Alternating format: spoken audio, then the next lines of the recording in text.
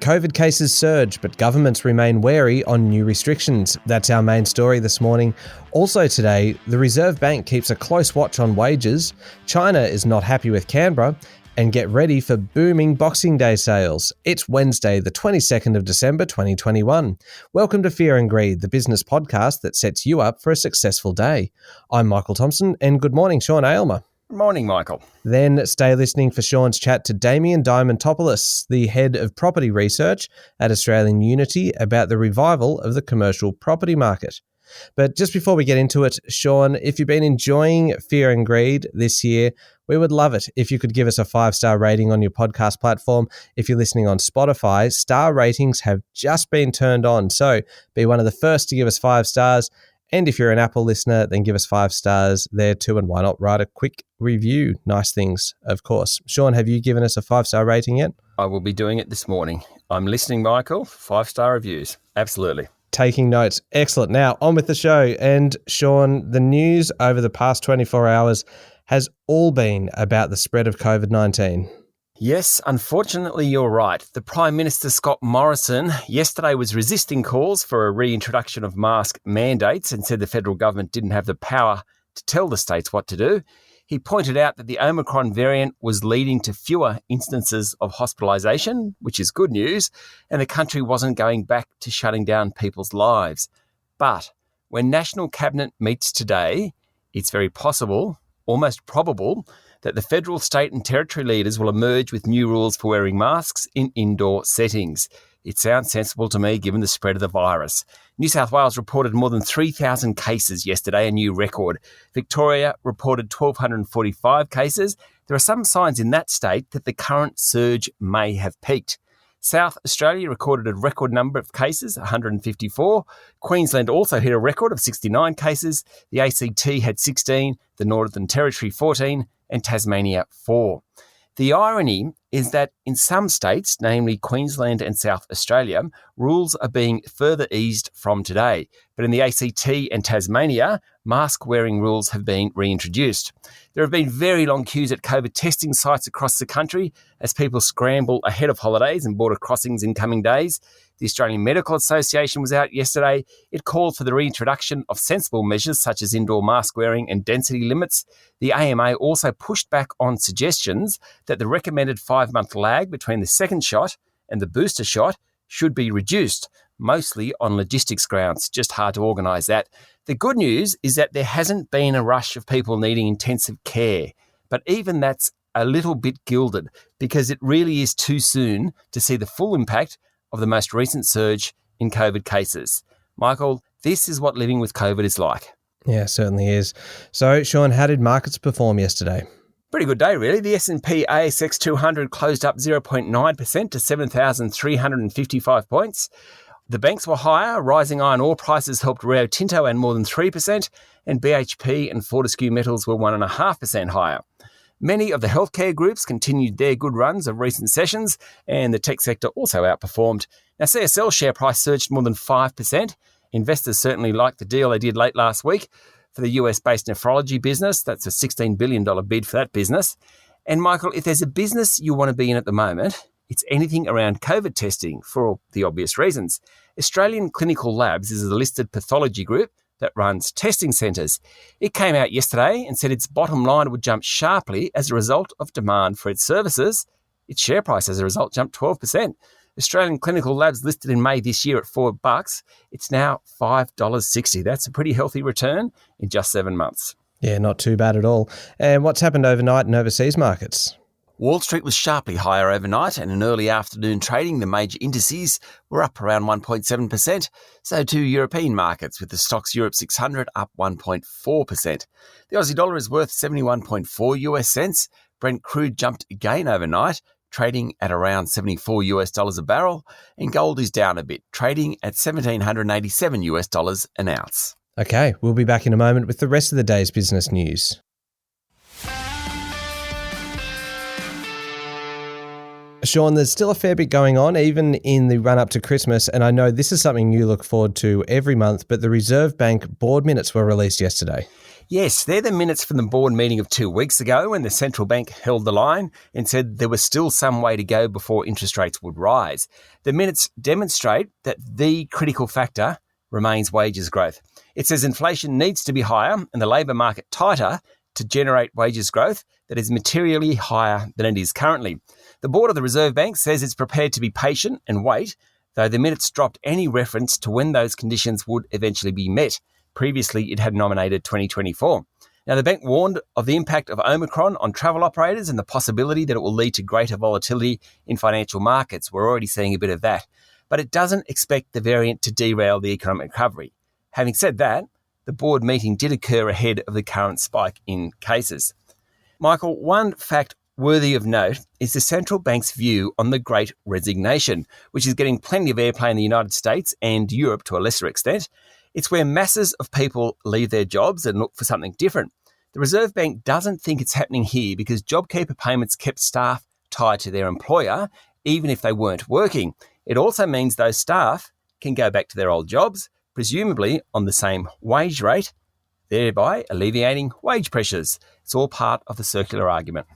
Yeah, it's an interesting one, that one, because half of the Great Resignation overseas is apparently due to people taking stock of their personal situations during COVID and deciding that there's something that they might want to be doing more than their current job. So interesting that we're not really seeing it playing out here.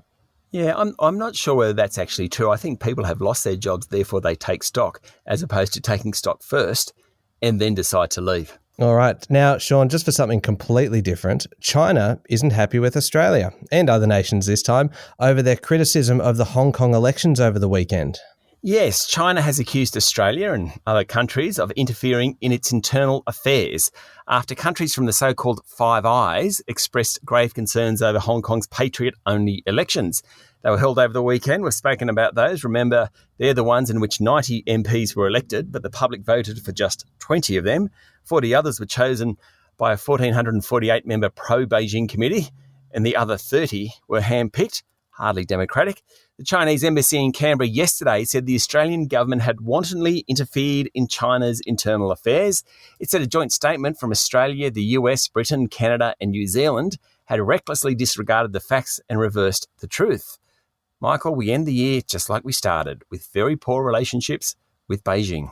Good to know some things never change. That's right. Now, Sean, I'm not sure about this one. We haven't had Christmas yet, but you already want to talk about Boxing Day sales. Yes, and that's because a survey by the Commonwealth Bank shows that 40% of people looking to take part in the Boxing Day sales have already predicted how much they'll spend. And it's just under $600 per person. That's up 14% on what they said last year. Consumers are flush with cash at the moment and ready to spend about $4 billion on the 26th of December. That's according to the Commonwealth Bank. The bank said its debit card activity suggested sales in December will be up 23% versus other months this year, and credit card spend will be up 18%. A few other interesting findings from the survey, Michael. People go to the store for the experience or because they are looking for inspiration, and they shop online. People like you, Michael, they shop online for convenience and to avoid queues and traffic. All makes sense. It certainly does, actually. That's pretty logical. Now, Sean, there's an interesting piece that's been running in the Financial Review about how the silver lining from COVID-19 has been a rapid shift in ethical and social awareness among big companies. Yes, the author of the piece is June Bailu from Tribeca Investment Partners, and she's brought together a number of observations making the rounds among investors. Ms. Bailu argues that as a result of the pandemic, many large companies have looked beyond just making returns for shareholders. Instead, they've taken on a more holistic approach where boards and managers have to consider the needs and wellness of other stakeholders, including employees, of course, also suppliers, customers, even the wider community. She provides examples. Woolworths' dedicated shopping hours for the most vulnerable was one. Ramsay Healthcare making hospital beds available in case of high COVID numbers. Telstra delaying job cuts so employees could stay on the payroll during the pandemic. Another area which has changed is executive compensation, where ESG, environmental, social and governance incentives, have accelerated, and they're not always financially linked. There's been greater focus on employee wellness, particularly in mental health areas, more acceptance of flexible working and greater corporate accountability. digital capability has improved significantly. There's been better governance around cybersecurity and around supply chain management. Lots of really good things. Yeah, that is all very good, and I don't want to be too cynical, Sean, but will it last? Good question. Mr. Bailu believes it will, because investors will force companies to resist falling back to old ways. Companies that operate in a modern manner will be rewarded in terms of share prices. As a result, there's an incentive to keep the changes in place. I don't know whether I fully agree with her, but I certainly think the momentum is for this change to remain, and investors will reward companies who make these changes. Let's hope so. Okay, Sean, what's making headlines in today's news media? The Australian is reporting that China is surging ahead in the race to weaponise space, completing 50 orbital launches this year as it looks to gain a military advantage. The successful deployments, up from 35 last year, outstripped those of the US, which carried out 43 mainly commercial launches this year. Bloomberg is reporting that Rio Tinto has agreed to buy a lithium mine in Argentina for around $1.2 billion as the world's second biggest miner accelerates its push into battery metals.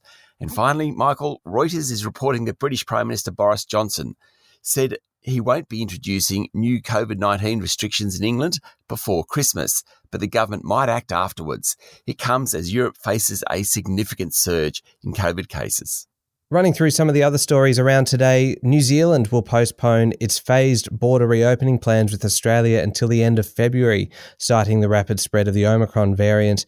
Previously, Australians would have been able to travel to New Zealand quarantine-free from January 16. It's meant Air New Zealand has cancelled 120 flights, affecting around 27,000 people. Not good news. No. Nemoy Cotton has warned that recent rains could dent the expected 4.6 million bales of cotton forecast for next year. Flooding occurred in New South Wales and Queensland in some growing regions. Bad news for farmers. AMP, Sean, will delist from the New Zealand Stock Exchange officially on February 3. It's part of CEO Alexis George's plans to simplify the business. And Michael, finally, some good news for the sports fans. The Victorian government has announced the third Ashes Test in Melbourne, due to start on Boxing Day, and the Australian Open Tennis in late January will go ahead with full capacity seating.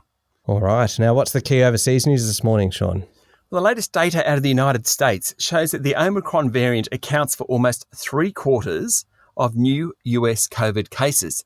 That's 6 times the level of a week ago, and the pace of the spread has surprised officials. It just shows how rampant it is. Nike has posted a net profit of $1.3 billion for the 3 months to the end of November. Solid without being great. The athletic wear group is considered a bellwether for consumer spending, so its results are watched really, really closely. Sales in Greater China fell due to inventory challenges, while turnover in North America and Europe was up, pre-Omicron at least. Nike share prices more than tripled over the past 5 years. And finally, the Japanese government has upgraded its view of the economy for the first time in 17 months, notwithstanding the risks Omicron variant bring. Tokyo is more confident about consumption, business confidence and the jobs market. Japan remains one of Australia's biggest trading partners, and its health really matters. Okay, up next, Sean, is the Daily Interview, and today you're speaking to Damien Diamantopoulos from Australian Unity. Yes, we ran through all the major sectors of the property market with Damien. Great generalist. This one is one for the investors. Yeah, really interesting. That's up next in the Fear and Greed playlist on your podcast platform or at fearandgreed.com.au. Thank you, Sean. Thank you, Michael. It's Wednesday, the 22nd of December, 2021. Make sure you're following the podcast. Join us online on LinkedIn, Twitter, and Facebook. And don't forget that 5-star rating. I'm Michael Thompson, and that was Fear and Greed. Have a great day.